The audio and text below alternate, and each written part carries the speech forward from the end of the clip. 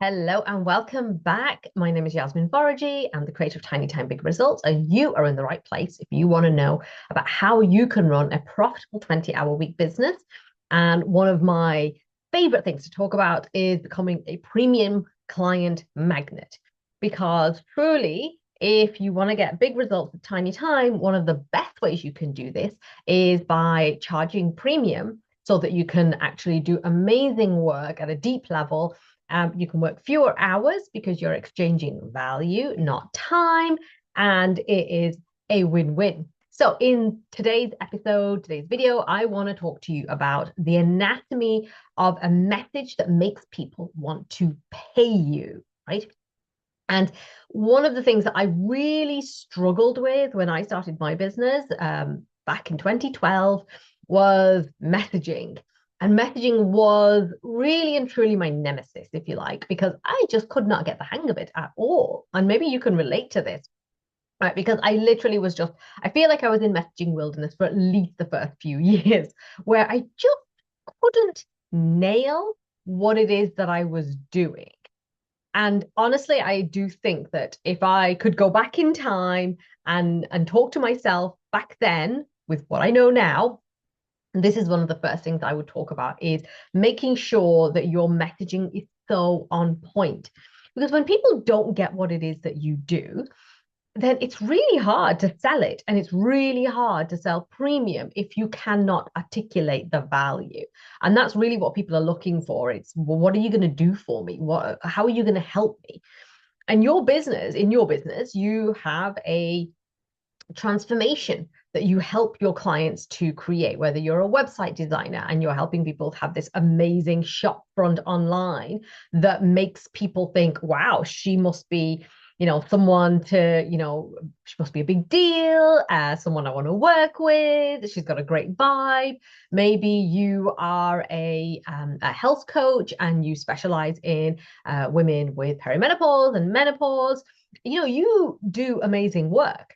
You are a genius at what you do, but right now your messaging is not landing in a way that makes someone want to come and work with you, right? So let's be honest, because I know I've certainly had that. Have you ever noticed that when you go to a conference or an event and somebody says, what is it that you do? And you start talking and you talk and you talk and you talk and you don't stop. And they're going, oh. Their eyes are glazing over and you're like, oh, I lost them. Right. Okay. I've been there. Hands up. I'm sure you have too. But when you have a message that makes them sit up and go, "Ooh, tell me more," that's your door opener, right? And so that's what I want to talk to you about today. Because let's face it, if you have a message that is bland and does not open that door for you, then truly that's the block. It's a bit like building a house. If you're building a house, you're not going to be like thinking about the curtains or the lighting or maybe the bath mats or anything like that, and maybe you are, but if you haven't got a foundation, if you haven't even dug out the foundation, then you know that that's the bit that you need to focus in on, and that's what messaging is for your business. It really is the foundation, and messaging is not just that one liner. Like, I can't stress this enough. It's not just the one line of I help or I do or whatever it might be, right? Messaging is everything that you do in your business, right? It weaves into everything. It is literally the golden thread, right?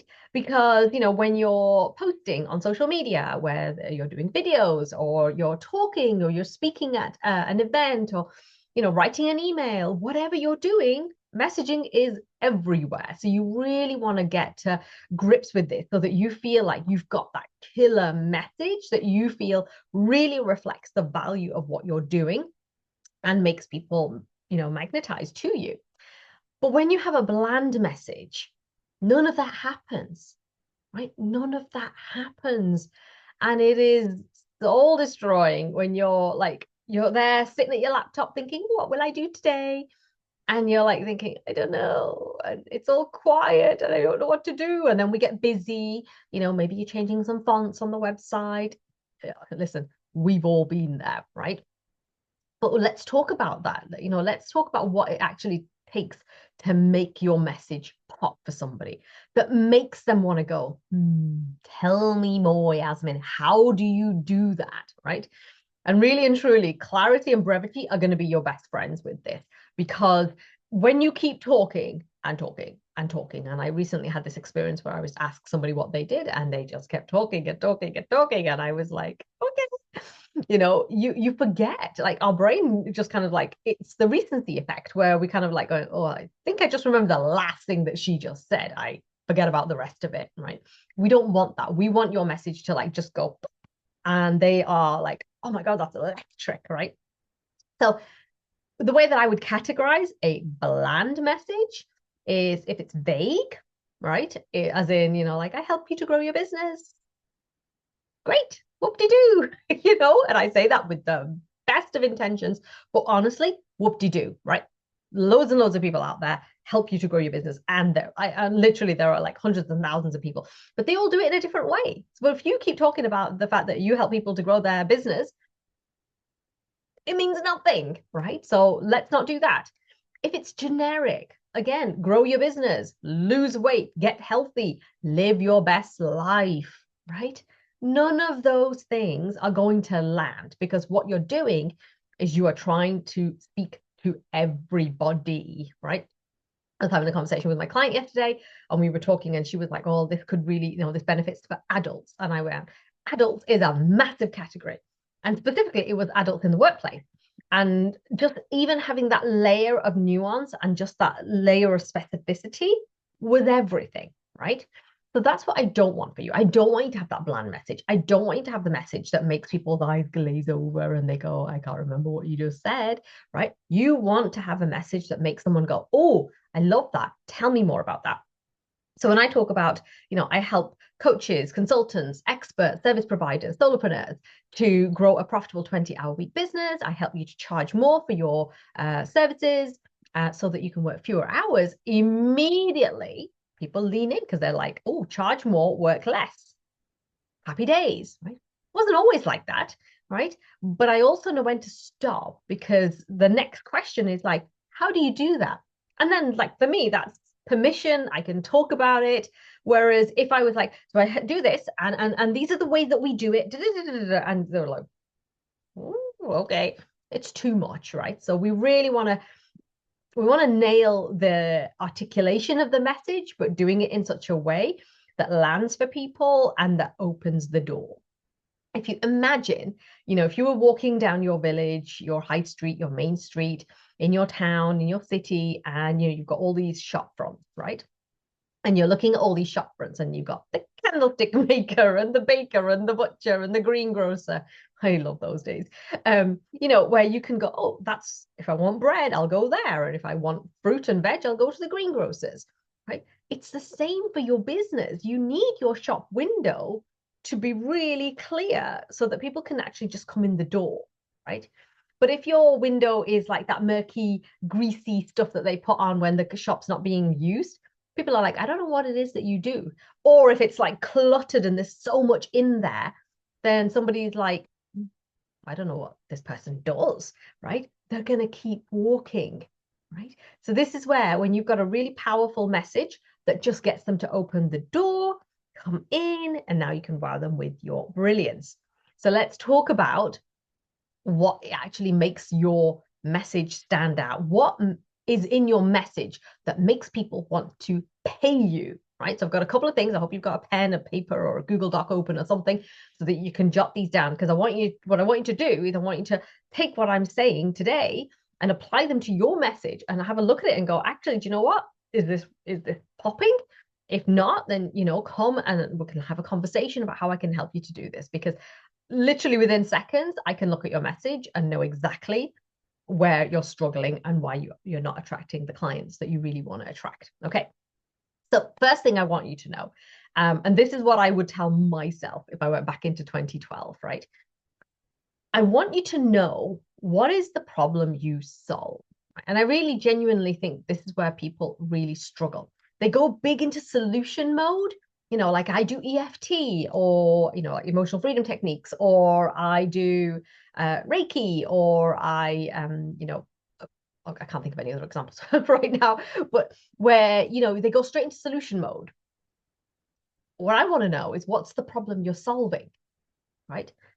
And importantly, is it a problem that your ideal client knows they have, right? Please don't get into the game of trying to convince somebody that they've got a problem, right? They're like, "That's not an issue for me at all." Okay, this is going to be the fastest way for you to get burnt out, because you're going to be like, no, this is the problem for you. You need to solve this. And they're like, no, I'm grand. I'm fine.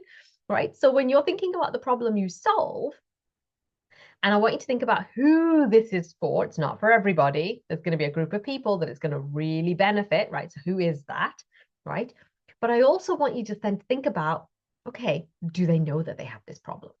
Do they know they have this problem? Because if they don't, it's an uphill battle, right? It's clear who you do it for. So you know the problem you're solving. They know they have a problem. It's clear who they are. So you know exactly who your ideal client is. The way that you describe what you do is simple to understand. This is so important. People need to get what you do very quickly. And if you want to become a premium client magnet, then the outcome of what you're offering and what you're promising, well, maybe promising is the wrong word because people always get themselves in a bit of a twist about this. The transformation that you're saying, I can help you to create, right? It's got to be a high value problem in order for them to pay you a premium rate, right? It's got to be simple to understand. They've got to be able to get it, right? And that doesn't mean that you're dumbing it down. It just means that you're reducing as much jargon as possible. But of course, this also depends on who your ideal client is. I know if you're talking about quantitative methods, right? I had a client of mine recently talking about this, and I literally was like, I have no idea what this is, right? But if you're talking about that and your ideal client knows what that is and they're like really getting into it, then that's fine.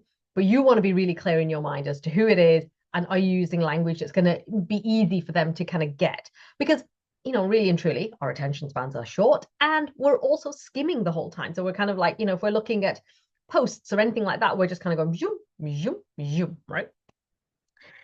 Are you using the language of your ideal client? This is a really important one, because again, I see this a lot when I'm doing my clients, you know, and they'll say to me like, oh, this is what I do. And I'd be like, is that how they would describe it? Are they the words that they would use? Right. So you got to be really clear. And, you know, are you using the language that your ideal client would be using? Or are you using the language that's comfortable to you and familiar to you? Because remember, you're in your zone of genius, right?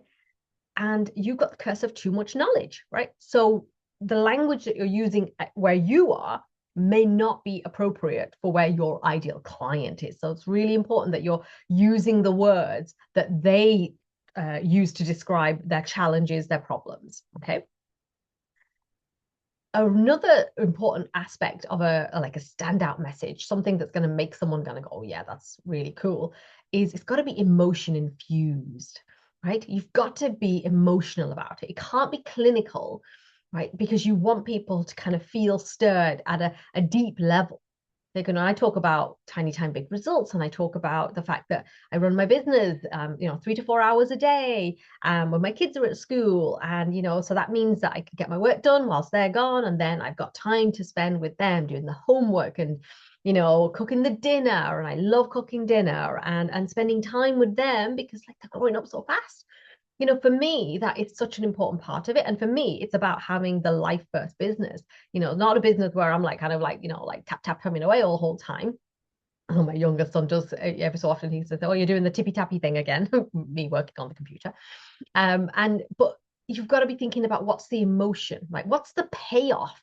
How are they going to feel when they have got this result that they really want, right? Your magnetic message has to be memorable and it has to be repeatable, right? So, not everyone you speak to is going to be your ideal client, and that's fine, right? But I bet they know someone who is an ideal client. So what you want is for people to get what it is that you do and then be able to share that with other people. And when it's memorable, they're like, oh, do you know what? You need to talk to Yasmin because she talks about the 20-hour work a week business, right?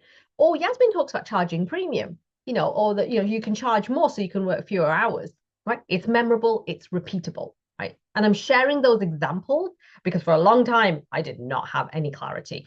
And I was, blah, blah, blah, loads and loads of words, didn't really mean much, right? But this makes the difference because as soon as people, see you, discover you, whether it's on social media or an event, you're speaking maybe, and they get what it is that you do, now they're in your world, right? And this is where their journey begins, right? And it's an exciting journey. And I can't wait to share more with you about how you can become that premium client magnet as well. So if you enjoyed this episode, then I want you to like and I want you to subscribe because there's plenty more where that came from.